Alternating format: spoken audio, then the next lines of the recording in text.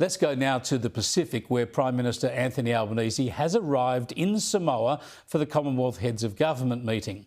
And we all know what Australia will cop at this meeting, as usual, especially from the Pacific nations. There'll be a big focus on climate change as an existential threat.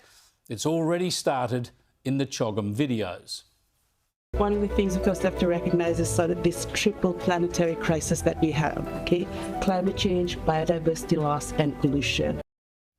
No doubt Australia will be portrayed as some sort of climate ogre rather than China or India or Indonesia. And true to form, the Albanese government is already apologising for us and taking the chance to stick it to their political opponents. All the public statements we have made, I think we all understand the existential threat that climate change poses to the peoples of the Pacific. I think we all understand the effects of climate change in Australia, which we have seen.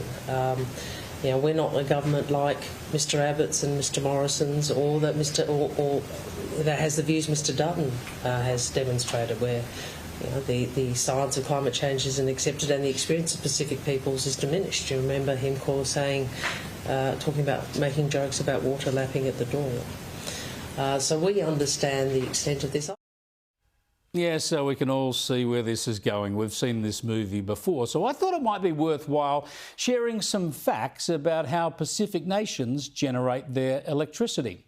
I mean, we know that scientifically, whatever Australia does with our 1% of global emissions, it won't change the climate one way or the other. But we get attacked regardless. So I guess no matter how tiny the Pacific nations' emissions are, they should be reducing them too, right? So let's look at the host nation, Samoa. It produces about 30% of its electricity from renewable sources and nearly 70% from fossil fuels. That's a higher share of fossil fuels than Australia. And in the island nation of Tonga, it's much worse. Only 12% solar and 88% fossil fuels. With its mountainous lands and hydroelectricity, Fiji does a lot better, but still it's over 40% fossil fuels, and that's just for electricity, of course. It's much worse in nations like Solomon Islands and Kiribati, where they get all their electricity from fossil fuels, 100%. So there's a big job to be done on energy transitions there. And in Papua New Guinea, by far the largest of the Pacific nations, 3/4 of its electricity comes from oil and gas, with a little geothermal and hydro. So there you go. Before the Pacific Islands lecture us and demand reparations from us, they might want to lift their own game. And of course, we'll be there to help them.